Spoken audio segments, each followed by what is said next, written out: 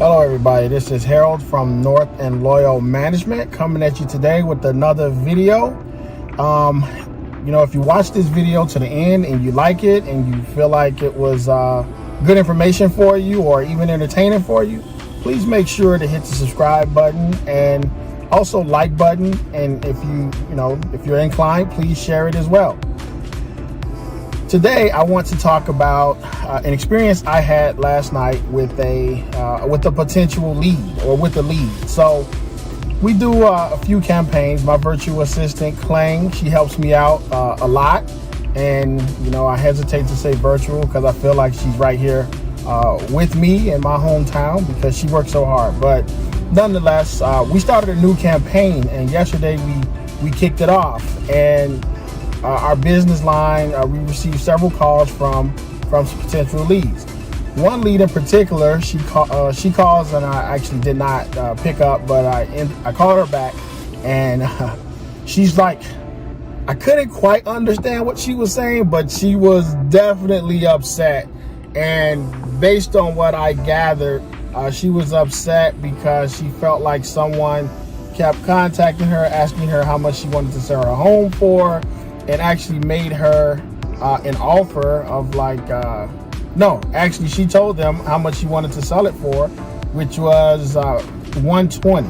She says 120,000, and they said they can't buy it, but they keep contacting me, asking me if I want to sell my home, and it just sounded like she was really upset.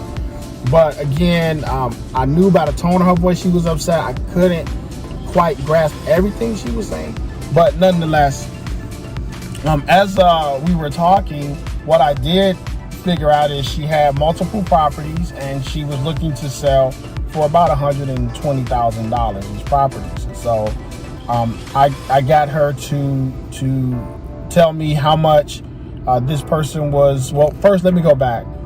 The first thing is we do not harass people. Like, if we reach out to homeowners, what we do is we pull certain lists, and if your name's on that list and is inaccurate, there's no way we can know that. And it's pretty interesting how many people get upset because we'll reach out to them via a phone call or a text message or something of that sort, and they're upset because they're on this list. We didn't put you on that list. You were on that list for whatever reason, and there's nothing we can do about that. So, if we were able to go through every single list and figure out, who was the correct lead and not. So anyway, she was on one of these lists. So nonetheless, she calls back. She's upset. I get her to tell me, she's looking for $120,000 for a property. So I asked her, well, how much did they offer you? And I know none of us, like only me, I'm the only person that will make an offer. So I knew it wasn't accurate that it was coming from us because we don't make offers. And I asked her, how much are they offering you? And she says like $20,000 to $30,000. So I did a little research, just kind of really, really high level research. We don't really get into underwriting properties unless we feel like it's a really good lead. And I knew this lady was upset, but nonetheless, I used one of the apps, and I just did a quick comp search, and it came out, it was about $117,000 for the property. So I explained to her, that right now what I'm looking at is your property is around $117,000. Now 20 to 30 may be low, but it depends on the condition. And then I found that she's a frustrated landlord. She started the eviction process, and she's waiting on the moratorium here in Chicago to end so she can evict the tenants. And, again, she says she wants 120. So I explained to her, well, it's worth 120. So if we were to make an offer, it definitely would not be 120. Also explained to her that, we're in the business of making a profit. So not at the expense of others, but at the end of the day, both parties have to be willing to work together to come up to a solution. If you are an owner and you do not have pain points that lead to you selling your home and working and understanding that there's equity in it once the work is put in, then don't sell your home. Simple as that. So as we were talking, I explained that to her, and a funny thing happened. She calmed down and she really started to understand exactly where I was coming from. And at the end of the conversation, she says she's waiting on the moratorium to end so she can evict. I told her once that process happens, if she's still interested in selling, we can go take a look at the property. Now, if she is really having a tough time with the tenants, she would be willing to sell right then and there. But my approach is I don't want to force the hand of a homeowner. Like some people, they like that approach. I just don't like that approach. I'm more so like guide you, but let you make your own decisions with no pressure.